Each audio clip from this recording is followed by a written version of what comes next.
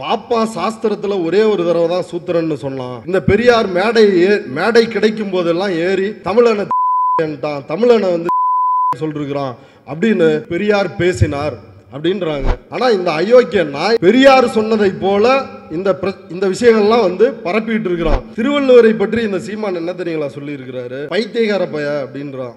குடிக்காத அப்படின்னு சொன்னதற்காக திருவள்ளுவர் பைத்தியக்கார பயலா ஏறாரு. எந்த ஆண்மகனாவது இருக்கிறீங்களா என்னோட விவாதிக்க தயாரா அப்படின்றான். நம்ம எல்லா மேடையிலையும் சொல்லியாச்சு, வாடா தில்லு இருந்தா வாடா விவாதிக்கலாம் அப்படின்னு. சீமான் விவாதத்துக்கு வரமாட்டான். கடவுள் வருவாராம், அதுவும் பிராமண அவதாரம் எடுத்து வருவாராம். கடவுள் வேற எந்த அவதாரமும் எடுக்க மாட்டாரு, ஐயர் அவதாரத்தை தான் எடுத்துட்டு வருவார். எடுத்துட்டு வந்து கடவுள் கேட்பாரு, இந்த மாதிரி கேடுகட்ட கடவுள் நமக்கு தேவையான்னு யோசிச்சு பாருங்க. பாரதியார் இதை நான் எழுதல, உள்ள இன்னொருத்தர் எழுதினாரு அப்படின்னு சொல்லிட்டு வெளியே வந்துடுறாரு. இந்த பாரதியார் தான் நமக்கு பாட்டனா? வெக்கமா இருக்குது எனக்கு. இப்படிலாம் ஒரு தாத்தா இருந்தா நானே விஷம் வச்சு கொண்டுருவேன். இது மணியரசனுக்கும் இதே தான் கொள்கை. அனைத்து ஜாதி அர்ச்சகர் ஆவது அந்த நியமனத்திற்கு தடை வாங்கி வைத்திருக்கிறாங்க. அந்த ஆதி சைவ சிவாச்சாரியார்களை தமிழர்கள் என்று மணியரசன் வந்து எழுதுறாரு. வெக்கமா இருக்காது? இப்படி ஒரு பிழைப்பு வந்து பிழைக்கணுமா மணியரசா? அரணி ரமேஷ் அவர்களே, தோழர் ஐயான்னு தான் நான் வந்து அவரை வந்து கூப்பிடுவேன். ஏன்னா வயதின் காரணமாக அவரை நான் வந்து ஐயான்னு கூப்பிடுவேன். இப்போ சீமான் ஏதாவது பேசியிருப்பான், ஏதாவது ஒன்று நடந்திருக்கும். இப்போ நம்மளே அதுக்கு வந்து என்ன ரியாக்ட் பண்ணலான்னு வந்து யோசிச்சுட்டு இருப்போம். இவர் ஃபோன் அடிப்பார். இவர் நம்மளை விட 10 மடங்கு வெறியோட ஃபோன் அடிப்பார். என்னங்க பண்ணிக்கிட்டு இருக்கிறீங்க, என்னங்க பண்ணலாம்? இப்போ அவர் மட்டும் அங்கே சென்னையில் இருந்தாருன்னு வைங்களேன், கடப்பாரை எடுத்துகிட்டு போய் சீமான் வீட்டையோ நாம் தமிழர் கட்சி அலுவலகத்தையோ உடைச்சிருவார். அந்த அளவுக்கு தீவிரமான ஒரு தோழர். இன்னமும் வந்து அந்த துடிப்போடு திராவிட இயக்க கொள்கை பிடிப்போடு இருக்கிற ஒரு தோழர். எனக்கு முன்னாடி தமிழ்நாட்காட்டி அறிமுகம் செய்த தோழர் சின்னப்ப தமிழர் அவர்களே, பன்னாட்டு தாய்மொழி நாள் குறித்து பேசிய தோழர் வேணுகோபால் அவர்களே, சிங்காரவேலர் பிறந்தநாள் குறித்து பேசிய தோழர் ஜீவானந்தம் அவர்களே, அது மட்டுமன்றி விடுதலை சிறுத்தைகள் கட்சியை சார்ந்த தோழர் திலீபன் ராசா அவர்களே, நந்தன் அவர்களே, திருமரவன் அவர்களே, சின்ன பழகு அவர்களே, மாமன்ற உறுப்பினர் செந்தாமரை அவர்களே, எனக்கு பின்னால் சிறப்புரை ஆற்ற இருக்கின்ற தலைவர் ஐயா குளத்தூர் மணி அவர்களே, உங்கள் அனைவருக்கும் இந்த நிகழ்ச்சியை காண்பதற்கு உங்களுடைய கருத்துக்களை எங்களுடைய கருத்துக்களை கேட்பதற்காக குழுமி இருக்கிற உங்கள் அனைவருக்கும் என்னுடைய வணக்கத்தை தெரிவித்துக் கொள்கிறேன். இப்போ மானமும் அறிவும் மனிதனுக்கு அழகு, இது வந்து தந்தை பெரியாரினுடைய பொன்மொழி. மாமா கெட்டவன் இல்லை, கேடு கெட்டவன், இது சீமானினுடைய பொன்மொழி. அந்த வீடியோ பார்த்துருக்கீங்களா? எல்லாரும் பார்த்துருப்பீங்க. இதுதான் இந்த சீமானினுடைய பொன்மொழி. இந்த சீமான் தொடர்ச்சியாக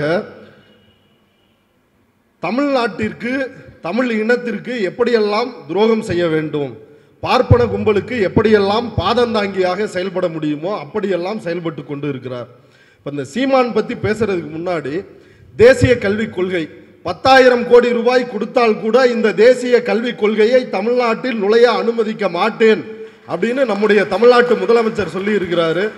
இது ஒரு மாபெரும் இந்தியாவில் அமையவிருக்கின்ற இந்த பார்ப்பன இந்து ராஷ்டிர அரசிற்கு ஒரு அடிப்படையாக இந்த தேசிய கல்விக் கொள்கையை வச்சிருக்கான். அந்த கல்விக் கொள்கையை தமிழ்நாட்டில் அமல்படுத்த மாட்டோம் அப்படின்றதுல முதலமைச்சர் வந்து உறுதியாக இருக்காரு. இப்போ 1931 ஈரோட்டில் தந்தை பெரியார் பேசுகிறார், கல்வியை பற்றி பேசுகிறார். கல்வினா என்ன அப்படின்னு ஒரு கேள்வி எழுப்பி அவர் பதில் சொல்றாரு. கல்வி என்பது யாரோட சார்பும் இல்லாமல், யாருக்கு கீழ்ப்படிந்து வாழாமல் ஒரு மனிதன் சுதந்திரமாக சுய அறிவோடு வாழ்வதற்கு ஏற்பாடு செய்யணும், அதுக்கு பேர் தான் வந்து கல்வி அப்படின்னு தந்தை பெரியார் வந்து சொல்றாரு. கல்வியை பல வகைகளை விளக்குறாரு. பக்தியை, மத பக்தியை அடிப்படையாக கொண்ட கல்வி இருக்கிறது, தேசபக்தியை அடிப்படையாக கொண்ட கல்வி இருக்கிறது. இப்படி வரிசையாக அடுக்கிட்டே வர்றாரு. இப்படியெல்லாம் கல்வியில் பல்வேறு பாகுபாடுகள் இருக்கிறது. கல்வியில் கற்பிப்பவர்கள் உள்நோக்கத்தோடு கற்பிக்கிறார்கள் அப்படின்னு பெரியார் சொன்னார். அப்படி உள்நோக்கத்தோடு தான் இந்த என்இபி தேசிய கல்விக் கொள்கை அப்படின்றது தேசிய கல்வி மறுக்கும் கொள்கையாக, ஒரு நவீன குலக்கல்வியாக இந்த கல்விக் கொள்கை வந்திருக்குது. அப்போ இந்த விவகாரத்தில் பெரியார் இன்னொரு கேள்வி எழுப்புறாரு. இப்போ நம்முடைய தமிழ்நாட்டினுடைய முதலமைச்சர் சமீபத்தில் அறிவித்தார், 5000 ஆண்டுகளுக்கு முன்னாடியே தமிழன் இரும்பை கண்டுபிடித்து விட்டான், உலகத்திலேயே இரும்பை கண்டுபிடித்து பயன்பாட்டுக்கு கொண்டு வந்தவன் தமிழன் அப்படின்னு வெளிநாடுகளில் ஆய்வு செய்து அந்த முடிவுகளை கொண்டு வந்து காட்டிட்டாங்க. இப்பேற்பட்ட இனத்தை பெரியார் என்ன சொன்னார், காட்டுமிராண்டிகள் பாஷை இவங்க வந்து பேசுறாங்கன்ட்டாரு. இப்பேற்பட்ட இனத்திற்கு பெருமை இல்லை அப்படின்னு பெரியார் சொல்லிட்டாரு. அப்படின்றதான் சீமான் போன்றவர்களும் சீமான் போன்ற அயோக்கியர்களும் மணியரசன் போன்ற கேடுகட்ட நபர்களுடைய வாதமாக இருக்குது. இப்போ இந்த இடத்துல தான் பெரியார் என்ன சொல்றாரு, ஏன் பெரியார் இடித்துரைக்கிறார் அப்படின்ற இடத்துக்கு வரும். 5000 வருஷத்துக்கு முன்னாடியே இரும்பை கண்டுபிடிச்சிட்டார். 5000 வருடத்திற்கு முன்னாடியே இரும்பை கண்டுபிடித்த இந்த தமிழனுடைய மரபில் ஏன் ஒரு நியூட்டன் உருவாகவில்லை, ஏன் ஒரு ஐன்ஸ்டீன் உருவாகவில்லை அப்படின்ற ஒரு கேள்வி இருக்குல்ல. தந்தை பெரியார் இந்த கேள்வியை கேட்கிறார். ஏன் உருவாகவில்லை என்றால் தமிழில் ஆரியம் புகுந்து விட்டது, தமிழில் ஆரிய கலாச்சாரம் புகுந்து விட்டது, தமிழில் பார்ப்பன கலாச்சாரம் புகுந்து விட்டது. அதனால் நம்மில் நியூட்டன்கள் உருவாக முடியவில்லை, ஐன்ஸ்டீன் உருவாக முடியவில்லை அப்படின்றத தந்தை பெரியார் சொல்றாரு. அப்ப தமிழ்ல இதெல்லாம் புகுந்துருச்சு, இது காட்டுமிராண்டி பாஷையா இருக்குது, வேதம் மதம் புராண இதிகாச இந்த குப்பைகள் மட்டுமே இலக்கியங்களாக தமிழில் இருக்கிறது அப்படின்றத சுட்டி காட்டி இதை காட்டுமிராண்டி மொழி என்று தந்தை பெரியார் சொன்னார். இதுல என்ன தவறு இருக்குது? கம்பராமாயணம் அழகிய கவிதைகள் இருக்கிறது. கண்ணதாசன் சொன்ன மாதிரி 10,000 கவிதைகளை முத்தாக எழுதிய சத்தான கம்பனுக்கு வித்தாக எவனும் இல்லை. இது நல்லா, இதுவும் நல்லா இருக்குது. கம்பனை பற்றி கண்ணதாசன் சொன்னதும் நல்லா இனிப்பா இருக்குது. ஆனா கருத்து என்ன? கம்பன் சொல்ல வருகின்ற கருத்து என்ன? ராம என்ன யோக்கியவானா? ஏகபத்தினி விரதன்னு இவர் காட்டுறாருல, ஒரு வில் ஒரு சொல் இந்த மாதிரி வாழ்ந்துட்டாரு அப்படின்றாங்கல்ல, அப்படிப்பட்டவரா ராமர்?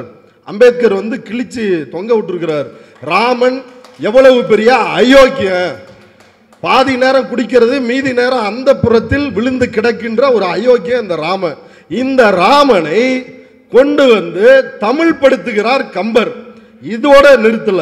அடுத்து என்ன செய்யறாரு கம்பர்? கம்பர் அடுத்து என்ன செய்யறாருன்னா, சூத்திர சமூகனினுடைய தலையை வெட்டி எறிகின்றான் ராமன். சத்திரிய ராமன், பார்ப்பன தாசனான ராமன் என்ன செய்யறான்? சூத்திரன் தவம் இருந்து விட்டதால் ஒரு பார்ப்பன குழந்தை செத்து போயிருச்சு அப்படின்னு ஒரு பாப்பா சொல்றான். சொன்னதை கேட்ட ராம, இந்த குடியார ராம, இந்த கம்நாட்டி வாள் எடுத்துக்கிட்டு போய் தலைகீழ மரத்தில் தொங்கிக் கொண்டு தவம் இருந்து கொண்டிருந்த சம்புகனை, நீதான் சம்புகனா அப்படின்னு கேட்காம கூட தலையை வெட்டி வீசி இருக்கிறான். அம்பேத்கர் சொல்றார், நல்ல வேலை அவன் சம்புகனாக இருந்தான், வேற ஒருத்தனா இல்லை அப்படின்னு அதை ஒரு எள்ளி நகையாடும் விதமாக இந்த பிரச்சனையை பத்தி சொல்றாரு. அப்ப இதை கம்பர் மறைச்சிருக்கிறாரு. இப்ப இதுல கவிதை நல்லா இருக்குது அப்படின்றதுக்காக நம்ம அதை கொண்டாட முடியுமா? இப்ப இதை தந்தை பெரியார் கேள்வி எழுப்புறாரு. இப்படி 1000 சொல்லலாம். இப்ப சீமான் சொன்னார்ல, தாயோடு உறவு வைத்துக் கொள்ளலாம், பெரியார் சொன்னார் அது சொன்னாருன்னு. பெரியார் அதை சொல்லல. சீமான் தான் பேசும் பொழுது என்ன சொல்றாருன்னா, எனக்கு உங்களுக்கு பெரியார் புராணம் பிடித்திருக்கிறது, எனக்கு பெரிய புராணம் பிடித்திருக்கிறது அப்படின்றாரு. பெரிய புராணத்தினுடைய யோகிதை என்ன? கடவுள் வருவாராம், அதுவும் பிராமண அவதாரம் எடுத்து வருவாராம். கடவுள் வேற எந்த அவதாரமும் எடுக்க மாட்டார், ஐயர் அவதாரத்தை தான் எடுத்துட்டு வருவார். எடுத்துட்டு கடவுள் கேட்பார், இந்த மாதிரி கேடுகட்ட கடவுள் நமக்கு தேவையானு யோசிச்சு பாருங்க. வீட்டுக்கு வருவார், சரி சோறு போடுன்னா சோறு போடலாம், வேற ஏதாவது கேட்டால் பரவாயில்ல. மனைவியை, உங்கள் மனைவி கூட நான் இருக்கணும், நான் கூட்டிகிட்டு போனேன்னா உன் சொந்தக்காரெல்லாம் என்கிட்ட பிரச்சனை பண்ணுவான், அதனால் ஒரு வாளோட நீ எனக்கு பாதுகாப்புக்கு ஊர் எல்லையை தாண்டி என்னோட அனுப்பிச்சு வை, இப்படின்னு ஒரு கடவுள் அவதாரம் எடுத்து கேட்கிறதா பெரிய புராணத்தினுடைய கதை சொல்லுகின்றது. இந்த கேவலத்தை நாம் எப்படி ஏற்க முடியும்? இது தமிழா இருந்தான்னா, எந்த வெங்காயமா இருந்தான்னா இதை நம்மளால ஏற்றுக்க முடியுமா? இதை கொண்டாட முடியுமா? பிள்ளைக்கறி சமைச்சு போடுறாங்க, அதுவும் கடவுள் பார்ப்பன அவதாரத்தில் கேட்குறாரு, 5 வயசு கீழே இருக்கிற குழந்தையா வேணும், அந்த கறி தான் ரொம்ப சுவையா இருக்கும் அப்படின்னு கேட்குறாரு. உடனடியாக பிள்ளைக்கறி சமைத்து போடுகிறார்கள். உடனடியாக கடவுள் அவருக்கு மோட்சம் தருகிறார். இந்த கேவலத்தை தமிழ் ஒரு பார்ப்பன கதையை, ஒரு ஆபாச கதையை தமிழ் படுத்தி தமிழ் இலக்கியம் என்ற பெயரில் எழுதி வைத்திருக்கிறார்கள். இதை காட்டுமிராண்டித்தனம் என்று சொல்லாமல் வேறு என்னவென்று சொல்வது அப்படின்றதான் நம்முடைய கேள்வி. அடுத்ததாக பார்ப்பான், எல்லாரையும் சமமா பார்ப்பான், அதனால அவன் பார்ப்பான். சீமான் கொடுக்குறான் விளக்கம். வாயில பொதுவெளிகளாக இருப்பதால் நம்மால் கடுமையான வார்த்தையை பயன்படுத்த முடியல. பாப்பான் எல்லாரையும் சமமா பார்ப்பானா? இது எந்த காலத்தில் யாருக்கு காது குத்திட்டு இருக்கிற? அதாவது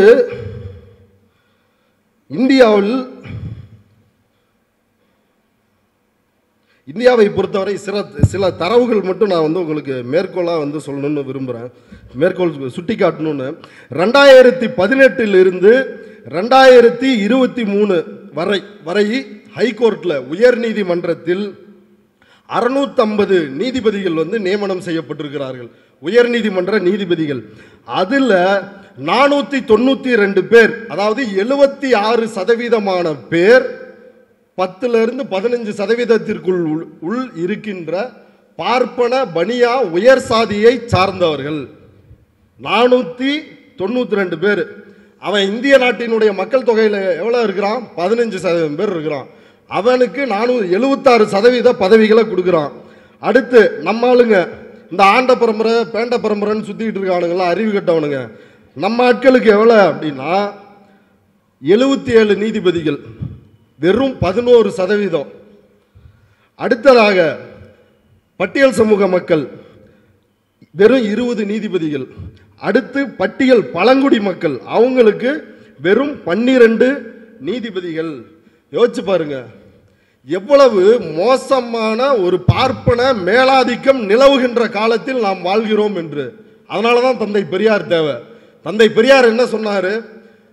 தஞ்சை மாவட்ட கலெக்டர் மலையப்பன் அவர் ஒரு பண்ணையாருக்கு எதிரான வழக்கில் பாதிக்கப்பட்ட மக்களுக்கு ஆதரவாக ஒரு நிலப்பிரச்சனைக்கு தீர்வு சொல்லுகின்றார். இதை உயர் நீதிமன்றம் கண்டிக்கிறது. அந்த உயர் நீதிமன்ற நீதிபதிகளை கண்டித்து தந்தை பெரியார் கூட்டம் போடுறார். அந்த கூட்டத்தில் தான் தந்தை பெரியார் சொல்றாரு, பார்ப்பான் நீதிபதியாய் ஆட்சியாளனாய் இருக்கின்ற நாடு கடும் புலி வாழும் காடே ஆகும். நாங்கள் புலிவேட்டை நடத்த வந்திருக்கிறோம். எங்களில் 1-2 பேர் சாவறதை பற்றி நாங்கள் கவலைப்பட மாட்டோம், இறுதி வரை போராடுவோம் அப்படின்னு தந்தை பெரியார் சொல்றாரு. சுப்ரீம் கோர்ட்டோட நிலைமை என்ன? 2023 நிலவரப்படி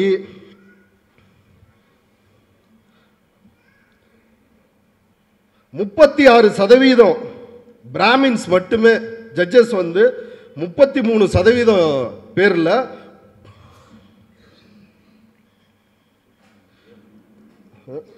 33 பேர் பார்ப்பனர்கள் நீதிபதியா இருக்கிறாங்க. இப்ப இதுக்கு முன்னாடி இப்ப சந்திரசூட் இருந்தாரு, தனஞ்சய சந்திரசூட்னு ஒரு நீதிபதி. அதுக்கு முன்னாடி ஒருத்தர் இருந்தாரு, யஷ்வந்த் விஷ்ணு சந்திரசூட், இவரோட அப்பா. இவங்க மக்களால் தேர்ந்தெடுக்கப்பட்டு ஆட்சிக்கு வருகின்ற நம்மை பார்த்து குடும்ப அரசியல் வாரிசு அரசியல் அப்படின்னு பேசுவாங்க. ஆனால் இவங்க என்ன பண்ணுறாங்க, அவங்க அப்பா சீஃப் ஜஸ்டிஸு, இவரும் சீஃப் ஜஸ்டிஸு. பிபிசியில் இருந்து இது பற்றி கேள்வி கேட்குறாங்க. பிபிசி ஊடகத்தில் இருந்து சந்திரசூட்கிட்ட கேள்வி கேட்குறாங்க, என்னங்க இப்படி மேட்டுக்குடி உயர் சாதி இந்து ஆண்களால் இந்த நீதிமன்றம் உச்ச நீதிமன்றம் நிரம்பி இருக்கு அப்படின்னு பிபிசியில் இருந்து கேட்கும் பொழுது அவர் இந்த கேள்வியை நேரடியாக எதிர்கொள்ளாமல் பாலின அடிப்படையில் இந்த கேள்வியை எதிர்கொள்றாரு. அப்படிலாம் இல்லைங்க, இப்பெல்லாம் மாவட்ட அளவில் பெண்கள் நீதிபதிகளாக வர்றாங்க, அதனால பாலின சமத்துவம் அப்படின்றது காக்கப்படும்ன்றாரு. கேள்வி, உயர் சாதி ஆண்கள் இப்படி நிரம்பி வழிகிறீங்களே, இதுக்கு என்ன காரணம், ஏன் மற்ற ஆண்கள்லாம் உள்ள இல்லை அப்படின்றது. ஆனால் இவர் பாலின பிரச்சனையா அதை மாற்றி பதில் சொல்றாரு. அதை விட ஒரு புது விளக்கம் கொடுத்தாரு. எங்கள் அப்பா ஜட்ஜா இருக்கிற வரைக்கும் நான் கோர்ட்டுக்குள்ளேயே ஜட்ஜா போகலையே, எங்கள் அப்பா ரிட்டையர் ஆன வாட்டி தான் நான் போனேன், அது வரைக்கும் நான் ஆக்ஸ்போர்ட்டில் படிச்சுட்டு இருந்தேன் அப்படின்னாரு. இன்னொரு முக்கியமான தகவல் என்னன்னா, இந்த தனஞ்சய சந்திரசூட் அவரோட பையன் இப்போ ஆக்ஸ்போர்ட் லா காலேஜில் படிச்சுட்டு இருக்கிறாரு. அவர் அடுத்து சீஃப் ஜஸ்டிஸா கண்டிப்பாக வருவதற்கான வாய்ப்புகள் இருக்குது. இப்படி பார்ப்பன மேலாதிக்கம் அப்படின்றது எல்லா துறைகளிலும் ஒன்றிய அரசினுடைய செக்ரட்டரிஸ் 89 செக்ரட்டரிஸ்ல ஒரே ஒரு ஓபிசி இல்லை. பிற்படுத்தப்பட்ட மிகவும் பிற்படுத்தப்பட்ட பிசி எம்பிசின்னு யார் யாரோட சாதி சான்றிதழில் இருக்கிறதோ அவர்களில் ஒருவர் கூட வந்து செக்ரட்டரி கிடையாது இந்திய அளவில் ஒன்றிய அரசினுடைய பதவிகளில். எஸ்சி எஸ்டி மக்களில் ஒருத்தர் 2 பேரை போட்டிருக்கிறான். இப்போ இடஒதுக்கீடு அப்படின்றது எங்கேயுமே பின்பற்றப்படுவதில்லை. தமிழ்நாட்டில் மட்டும்தான் இப்படி ஒரு நல்ல சூழல் இருக்குது. இடஒதுக்கீடு பின்பற்றி எல்லோருக்குமான கல்வியிலும் வேலையிலும் இடஒதுக்கீடு அப்படின்றது ஒரு நடைமுறையில் இருக்கிறது. இந்தியாவில் அப்படி ஒன்றும் இல்லை. யோசிச்சு பாருங்க, மாதம் 66,000 ரூபாய் சம்பாதிக்கிறவனை ஏழை அப்படின்னு சொல்ல முடியுமா? ஏழைன்னு சொல்லி அவனுக்கு 10% இடஒதுக்கீடை கொடுத்துருக்குறான். ஒரு நாளைக்கு 2,200 ரூபாய் சம்பாதிக்கிறவன் ஏழையா? வறுமை கோடுன்னு ஒரு அளவு வச்சிருக்கிறாங்க. கிராமப்புறத்தில் 19 ரூபா சம்பாதிச்சா அவன் வறுமை கோட்டுக்கு மேலே, நகர்ப்புறத்தில் 25 ரூபாயிலிருந்து 30 ரூபா சம்பாதிச்சா அவன் வறுமை கோட்டுக்கு மேலே. இது நமக்கு. அவங்களுக்கெல்லாம் எது ஏழை அப்படின்றதுக்கான வரையறைனா, பார்ப்பன கும்பலுக்கு ஒரு நாளைக்கு 2,200 ரூபா சம்பாதிக்க முடியலன்னா அவன் வந்து ஏழை. இது எவ்வளவு பெரிய அயோக்கியத்தனம்! இதை மோடி சட்டம் போட்டு வச்சிருக்கிறாரு. இதை நம்ம தெரிஞ்சுக்கணும். அப்ப இப்படிப்பட்ட காலத்தில் பெரியார் இல்லாமல் வேற யார் தேவை? பெரியாரால் தான் இந்த பிரச்சனைகள் வந்து தீர்க்க முடியும். பெரியார் தான் இதை நேருக்கு நேர் கேள்வி கேட்டார். நீதிமன்றத்திற்கே போய் கேள்வி கேட்டார். நீ தீர்ப்பு சொல்ற நீயும் பார்ப்பான், எனக்கு எதிராக வாதாடுற இவனும் பார்ப்பான், வக்கீலும் பார்ப்பான். அதனால உங்களுக்கு மனம் குளிர எவ்வளவு தண்டனை எனக்கு கொடுக்க முடியுமோ அவ்வளவு தண்டனை கொடுத்து சந்தோஷப்படுங்கடா அப்படின்னு நீதிமன்றத்தில் போய் முழக்கமிட்டவர், முழங்கியவர் தந்தை பெரியார். அவர் தானே இந்த காலத்திற்கு தேவை. அடுத்து, பெரியார் தான் படிக்க வைத்தாரா? இதை நான் பல கூட்டங்களில் பேசியிருக்கேன். இருந்தாலும் மீண்டும் இதை பேச வேண்டிய தேவை இருக்குது. பெரியார் தான் படிக்க வைத்தாரா அப்படின்ற கேள்வியை தொடர்ச்சியாக கேட்டுக்கிட்டே இருக்கிறாங்க. படிக்காத பெரியார் எங்களை எல்லாம் வந்து படிக்க வச்சாரா? இப்போ தோழர் கூட வந்து சொன்னார், அண்ணாவை படிக்க வைத்தாரா, இவரை படிக்க வைத்தாரா, இரட்டைமலை சீனிவாசனை படிக்க வைத்தாரா? இப்படி பல அறிவுபூர்வமான கேள்விகளை கேட்பதாக இந்த சீமான் வந்து நினச்சிக்கிட்டு இருக்கிறான். உண்மையில் நம்ம எல்லாம் வந்து யார் படிக்க வைத்தது? பெரியார் தான் படிக்க வச்சாரு அப்படின்னு எல்லாரும் சொல்கிறோம். அம்பேத்கர் படிக்க வச்சாரு அப்படின்னு எல்லாரும் சொல்கிறோம். இது எப்படி நடந்தது அப்படின்னா, 1947 இந்திய விடுதலைக்கு முன்னாடி வரைக்கும் நமக்கு கம்யூனல் ஜிஓ அப்படின்ற வகுப்புவாரி பிரதிநிதித்துவ உரிமை இருந்தது. 100% இடஒதுக்கீடு. இந்தியா விடுதலை பெற்ற உடனே இந்தியா விடுதலை பெற்றுச்சுன்னாங்க. பிரிட்டிஷ்காரன்ட்ட கூட இடஒதுக்கீடு வாங்கியாச்சு. ஆனால் இந்தியா விடுதலை பெற்ற உடனே இந்த இடஒதுக்கீட்டை ஒழித்து கட்டினார்கள் பார்ப்பனர்கள். அதில் ஒரு பெரிய கதை இருக்குது. அல்லாடி கிருஷ்ணசாமி ஐயர் அவர் என்ன செய்கிறாரு? அவர் யாருன்னா அரசியல் நிர்ணய சபையில் உறுப்பினராக இருந்தவர். அந்த அல்லாடி கிருஷ்ணசாமி ஐயர் 2 பேரை, ஒரு செண்பகம் துரைராஜ் அப்படின்ற ஒரு மாமியையும் சீனிவாசன் அப்படின்ற ஒரு பாப்பானையும் வைத்து வழக்கு தொடுக்கிறாங்க. எங்களுக்கு நாங்கள் படிக்கணும்னு நினச்சோம், எங்களால் மெடிக்கல் படிக்க முடியல, நாங்கள் படிக்கணும்னு நினச்சோம், எங்களால் இன்ஜினியரிங் படிக்க முடியல. காரணம் என்னவென்றால் இந்த சென்னை மாகாணத்தில் இருக்கின்ற கம்யூனல் ஜிஓ அந்த இடஒதுக்கீடு தான் பிரச்சனை. அதனால தான் அது சாதி மத இன அடிப்படையில் பாகுபாடு பார்க்கிறது. அதனால் நாங்கள் டாக்டர் ஆக முடியல, எங்களுக்கு சீட்டு கிடைக்கல அப்படின்னு வழக்கு போடுகிறார்கள் சென்னை உயர்நீதிமன்றத்தில். அந்த வழக்கு விசாரணைக்கு வருகிறது. அந்த வழக்கை விசாரித்த நீதிபதிகள், ஆமாம் இவங்க சொல்கிறது நியாயம்தான், கம்யூனல் ஜிஓவை ரத்து பண்ணுங்க அப்படின்னு இடஒதுக்கீடை ரத்து செய்கிறாங்க. சுப்ரீம் கோர்ட்டுக்கு இந்த வழக்கு போகிறது. சுப்ரீம் கோர்ட்டிலும் இதை ரத்து செய்கிறார்கள். அப்போ தந்தை பெரியார் தான் அறிவிக்கிறார், இந்த பிரச்சனையை சட்டமன்றத்திலோ நீதிமன்றத்திலோ தீர்க்க முடியாது, இது எல்லாமே பார்ப்பனர்கள் இருக்கின்ற இடம், நம்ம இதை மக்கள் மன்றத்தில் வைத்து போராட்டத்தின் மூலமாகத்தான் இதை தீர்க்க முடியும் அப்படின்னு மிகப்பெரிய அளவில் தமிழ்நாடு முழுக்க போராட்டத்தை நடத்துகிறார். பட்டேல் வர்றாரு, பட்டேலுக்கு கூட கருப்பு கொடி காட்டுற போராட்டம் நடைபெறுகிறது. இந்த போராட்டத்தை கண்டு அஞ்சிய நேரு அரசு முதன்முறையாக இந்திய வரலாற்றில் முதன்முறையாக இந்திய அரசியலமைப்பு சட்டம் திருத்தப்படுகிறது. 15(4) அப்படின்ற ஒரு உட்பிரிவு இந்திய அரசியலமைப்பில் சேர்க்கப்படுகிறது. அந்த பிரிவின் அடிப்படையில் தான், அந்த பிரிவு வந்து என்ன சொல்லுது அப்படின்னா, அதுக்கு முன்னாடி பிரிவு 15 சாதி மதம் இனம் மொழி பாலினம் இந்த அடிப்படையில் யாருக்கும் பாகுபாடு காட்டக்கூடாது அப்படின்னு சொல்லுது. நம்பர் 1. கல்வி நிலையம் இல்லை 15 எல்லாத்துலேயும் 29(2) பிரிவு 29(2) அரசாலோ அரசு நிதியிலோ நடைபெறுகின்ற கல்வி நிறுவனங்களில் சாதி மத இன அடிப்படையில் பாகுபாடு காட்டக்கூடாது அப்படின்னு இந்த 2 பிரிவு சொல்லுது. அம்பேத்கர் பிறப்பின் அடிப்படையிலோ ஜாதி மத அடிப்படையில் பாகுபாடு இருக்கக்கூடாதுன்னு ஒரு சட்டத்தை எழுதுறாரு. அந்த சட்டத்தையே பயன்படுத்தி இடஒதுக்கீட்டை ஒழிக்கிற வேலையை பாப்பா வந்து செய்கிறான். அப்போ தந்தை பெரியார் நடத்திய போராட்டத்தின் விளைவாகத்தான் 15(4) அப்படின்ற ஒரு உட்பிரிவு சேர்க்கப்படுகிறது. அந்த 15(4) அப்படின்ற உட்பிரிவு என்ன சொல்லுதுன்னா, ஏற்கனவே இருக்கிற அந்த 15வது பிரிவும் 29(2) அந்த பிரிவும் இதை தடுக்காது. எல்லாருக்கும் இடஒதுக்கீடு, எல்லாருக்கும் கல்வியில் இடஒதுக்கீடு உறுதி செய்யப்பட வேண்டும் அப்படின்றத அந்த பிரிவு தான் வந்து தீர்மானிக்கிறது. தமிழ்நாட்டில் மட்டுமல்ல நண்பர்களே, இந்தியா முழுவதும் இடஒதுக்கீட்டின் மூலமாக யாரெல்லாம் கல்வி பெறுகிறார்களோ, பிசி, எம்பிசி, ஓபிசி எதை வேணாலும் வச்சுக்கோங்க, இந்த இடஒதுக்கீட்டின் மூலமாக யாரெல்லாம் கல்வி பெறுகிறார்களோ அவர்களை எல்லோரையும் படிக்க வைத்தது தந்தை பெரியார் தான். இதில் எந்த மாற்று கருத்துமே கிடையாது.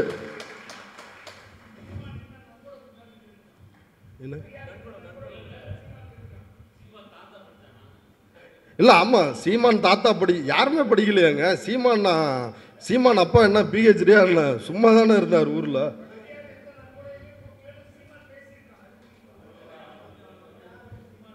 ஐயா நான் ஒரு ஆர்டரில் போகிறேங்க ஐயா. நீங்கள்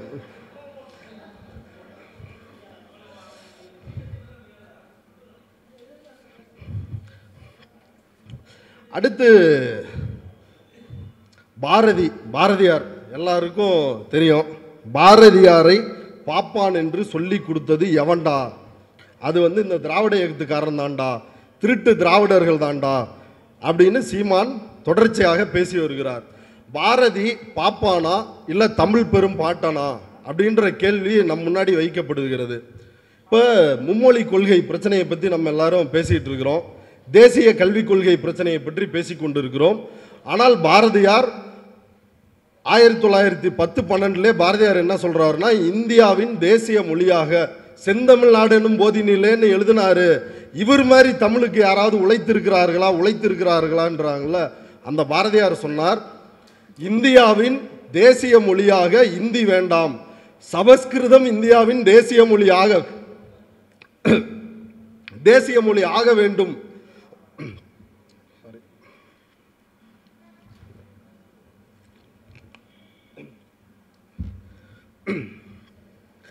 இந்தியாவின் தேசிய மொழியாக சமஸ்கிருதம் வர வேண்டும். இந்தியெல்லாம் வந்து வேணாங்க, நமக்கு நேராக சமஸ்கிருதத்துக்கு போலாங்க அப்படின்னு அறிவித்தவர் பாரதியார், எழுதியவர் பாரதியார்.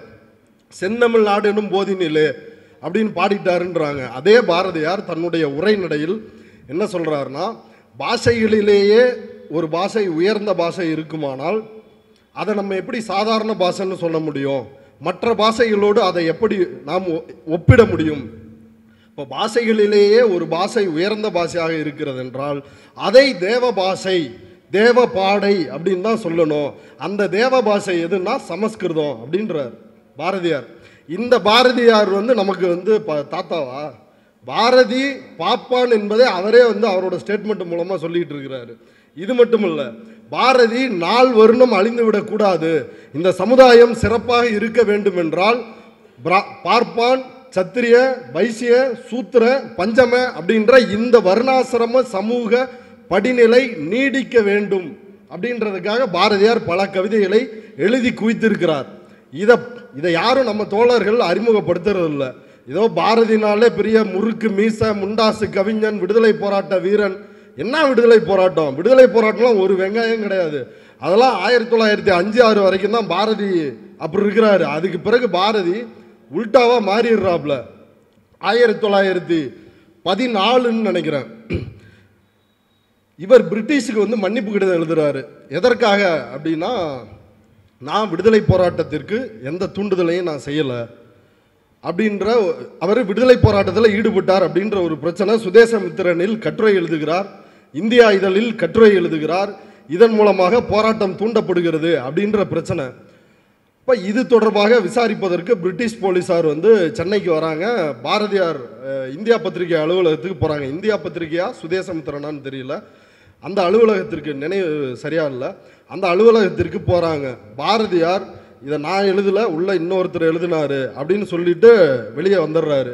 வீட்டுக்கு போன பாரதியார் பொண்டாட்டிக்கிட்ட சொல்லிட்டு பாண்டிச்சேரிக்கு ஓடி போயிடுறாரு.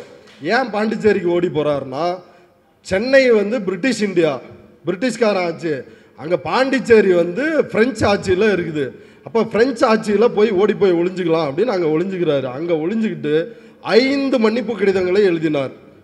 கனவான்களே, பிரிட்டிஷ் அரசுக்கு வந்து அவர் எழுதின மன்னிப்பு கடிதங்கள், 5 மன்னிப்பு கடிதங்களை எழுதிய மாவீரர் தான். சாவர்கருக்கு முன்னாடியே இப்படி பல சாதனைகளை செய்த மாவீரர் தான் இந்த பாரதியார். இந்த பாரதியார் தான் நமக்கு பாட்டனா? வெக்கமா இருக்குது எனக்கு. இப்படிலாம் ஒரு தாத்தா இருந்தால் நானே விஷம் வச்சு கொண்டுருவேன். இவனை வந்து இந்த பாப்பானை கொண்டு வந்து நம்ம தலையில கட்டி மஞ்ச அரைக்க பார்க்குறானுங்க இந்த மானங்கட்ட இந்த சைமன். அவன் இப்போ சைமன் சொல்கிறதுனால சில தோழர்கள்லாம் வந்து வருத்தப்படுறாங்க. என்னங்க பிஜேபிக்காரன் மாதிரி நீங்களும் சைமன்னு சொல்கிறீங்களே அப்படின்னு. மற்றவெல்லாம் சாதி இழிவு போவதற்காக கிறிஸ்தவத்தையோ இஸ்லாத்தையோ வேற மதத்தை வந்து தழுவிக்கிட்டான். இவன் என்ன பண்ணிக்கிட்டான் அப்படின்னா கர்வாப்சி பண்ணிக்கிட்டான். நாக்பூர் போடுற பிஸ்கட்டுக்காக ஒரு இந்து அடையாளத்தை ஏற்படுத்தி கொள்வதற்காக கிறிஸ்தவ மதத்திலிருந்து இந்து மதத்துக்கு மதம் மாறியவன். சூத்திர இழிவை ஏற்றுக்கொள்வதற்காக மதம் மாறியவர் தான் இந்த சைமன், வேற ஒன்றுமே கிடையாது. இன்னும் தம்பி இன்னும் ஜேம்ஸ் பீட்டராகவே இருக்கிறாரு, அம்மா இன்னும் அண்ணம்மாவே இருக்கிறாங்க. நீ மட்டும் எப்படி மதம் மாறின? எதற்காக மதம் மாறினாய்? மதம் மாறுவதற்கான நோக்கமே ஆர்எஸ்எஸ் பிஜேபி கும்பலினுடைய ஒரு கூலிப்படையாக செயல்படுவதற்கு தான் இந்த நபர் வந்து மதம் மாறி இருக்கிறார். பாரதிதாசன், அடுத்து பாரதிதாசன் வைக்கிறது நாம் தமிழர் நாம் தமிழர் நாம் தமிழர்னு பாரதிதாசன் வந்து பாடியிருக்கிறாரு அப்படின்னு தொடர்ச்சியாக இவன் மேடைகளில் பேசிட்டு வரான். பாரதிதாசன் யாருங்க? திராவிட இயக்க கவிஞர். அவரை குறித்து ரொம்ப அழகாக சொல்லுவாங்க. பெரியார் எழுதிய அழகிய கவிதை இல்லை, பெரியார் எழுதிய ஒரே அழகிய கவிதை பாரதிதாசன் அப்படின்னு வந்து சொல்லுவாங்க. ஏன் சொல்கிறாங்க? அவர் திராவிட இயக்க கவிஞர், அவர் திராவிட நாட்டுப்பண், திராவிடர் திருப்பாடல், திராவிடர் வந்து எழுச்சி பாடல், இப்படின்னு தலைப்பே, கவிதையினுடைய தலைப்பே திராவிடர் திராவிடர் திராவிடர்னு தான் இருக்கும். அந்த பாரதிதாசனை பிடிச்சி இழுத்துட்டு வந்து பெரியாருக்கு எதிராக நிறுத்துறானுங்க. இப்போ இவனுங்க வந்து சில பேரெல்லாம் வஉசி, பாரதிதாசன், இப்படி அடுத்து மறைமலை அடிகள், இப்படி இவர்களையெல்லாம் தேடி தேடி கொண்டு வந்து நிறுத்துவாங்க. இவங்களுக்கு எல்லாருக்குமே ஒரே ஒற்றுமை இருக்குது. அதை வந்து மூத்திர ஆராய்ச்சியின் மூலமாக சீமான் கண்டுபிடித்து இவங்களெல்லாம் கொண்டு வந்து நிறுத்துறாரு. ஏன்னா இவங்கெல்லாம் தமிழ் சாதிகள், இவங்கெல்லாம் தமிழ் சாதியை சார்ந்தவர்கள், அதனால் இவர்களை பெரியாருக்கு எதிராக நிறுத்தலாம் அப்படின்னு நிறுத்துறாரு. இப்போ இது பற்றி பாரதிதாசன் 1959 அன்னைக்கே சீமானுக்கு வந்து நச்சுன்னு ஒரு பதில் சொல்லிருக்கிறாரு. நாம் தமிழர் கட்சி இயக்கத்தை தொடங்கியவர் சீபா ஆதித்தனார். அந்த ஆதித்தனார் பற்றி 59 எழுதுறாரு, ஆதித்தனின் அழிவு மனப்பான்மை அப்படின்னு. அதில் சொல்றாரு, இந்த ஆதித்தன் வித்தியாசமான ஒரு கொள்கையை வைத்திருக்கிறான். அந்த கொள்கை என்னவென்றால் பார்ப்பனர்களை தமிழர்கள் என்கின்றான், வந்தேரி பார்ப்பனர்களை தமிழர்கள் என்கின்றான். நம்முடைய சகோதரர்களாகிய தமிழிலிருந்து உருவான சக தேசிய இனங்களாகிய கன்னடம், மலையாளம், தெலுங்கு இவர்களை எதிரியாக சித்தரிக்கின்றான். இந்த ஆதித்தன் இன்றைக்கு இவன் தமிழன் இல்லை அவன் தமிழன் இல்லை அப்படின்னு சொல்லிட்டு இருக்கிறான். நாளைக்கு தந்தை பெரியாரையே தமிழன் இல்லை என்று சொல்லுவான். ஆகவே நாளை வரைக்கும் நம்ம வெயிட் பண்ணாம இன்னைக்கே இந்த ஆதித்தனை விரட்டி அடிக்க வேண்டும் என்று பாரதிதாசன் சொன்னாரு. நாம் தமிழர் கட்சியினுடைய நிறுவனரை அன்னைக்கே சொன்னாரு. அன்னைக்கே வந்து அதை செஞ்சிருக்கணும். ஆனா அந்த ஆள் வந்து கட்சியை கலைச்சிட்டு வந்து திமுக சேர்ந்துட்டாப்ல.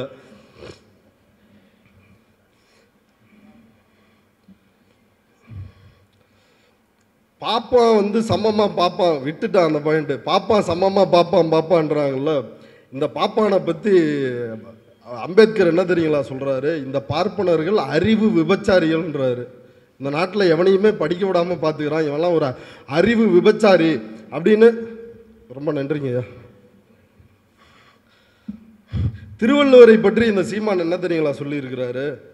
பைத்தியக்கார பையன் அப்படின்றான். ஏன் பைத்தியக்கார பையன் அப்படின்னா, திருவள்ளுவர் வந்து கல்லுண்ணாமையை பற்றி பாடியிருக்கிறாராம். அதை ஸ்டேஜில் சொல்லிட்டு சிரிக்கிறாங்க. கீழே இந்த நாம் தமிழர் தம்பி பைத்தியக்கார கூட்டமும் அவனுக்கு வந்து கைதட்டி ரசிக்கிறானுங்க. குடிக்காத அப்படின்னு சொன்னதற்காக திருவள்ளுவர் பைத்தியக்கார பயலாயிடுறாரு. திருவள்ளுவரே அப்படின்னா பெரியார்லாம் சீமானுக்கு எம்மாத்திரன்னு பாருங்க. காசு கிடைக்கிறது என்றால் தாயை கூட அடமானம் வைத்து ஒரு 50,000 1,00,000 தருவாங்கன்னா சீமான அடமானம் வச்சுட்டு வந்துடுவான். எனக்கு காசு போதும். தாயின் கரியை கூட வெட்டி விற்று பிழைப்பதற்கு தயாரான ஒரு நாய் தான் சீமான் அப்படின்றத நம்ம புரிஞ்சுக்கணும். சூத்திரன்னு தந்தை பெரியார் வந்து திரும்ப திரும்ப சொல்லிட்டாராம். பாப்பா சாஸ்திரத்தில் ஒரே ஒரு தடவை தான் சூத்திரன்னு சொன்னான். இந்த பெரியார் மேடை கிடைக்கும் போதெல்லாம் ஏறி தமிழனை தேவடியா பையன்ட்டான், தமிழனை வந்து தேவடியா பையன் சொல்லிருக்கிறான் அப்படின்னு இவர் வந்து தமிழர்களை தேவடியா மக்களே என்று பெரியார் பேசினார் அப்படின்றாங்க. எங்க பெரியாரா வந்து தமிழர்களை தேசிய மக்கள் என்றும் பார்ப்பானின் வைப்பாட்டி மக்கள்னு பெரியாரா சொல்றாரு. இவன் கொண்டாடுற தமிழ் இலக்கியமான பெரிய புராணம் வந்து திருவிளையாடல் புராணம் சொல்லுது சூத்திரனுடைய தொழில் என்ன அப்படின்னு பெரிய புராணம் சொல்லுது. திருவிளையாடல் புராணம் வந்து சொல்லுது. இன்னும் சொல்ல போனால் மனுஸ்மிருதி பார்ப்பானின் வைப்பாட்டி மகன் அப்படின்னு சூத்திரனுக்கு என்ன விளக்கம் அப்படின்றது தெளிவாக இருக்குது. ஆனால் இந்த அயோக்கிய நாய் பெரியார் சொன்னதை போல இந்த விஷயங்கள்லாம் வந்து பரப்பிட்டு இருக்கிறான். அப்போ நாம் என்ன செய்கிறோம் அப்படின்னா, நமக்கு யார் உழைத்தார்களோ அந்த தலைவரை குறித்து நம்ம அதிக அளவில் தெரிஞ்சுக்கிறது இல்லை.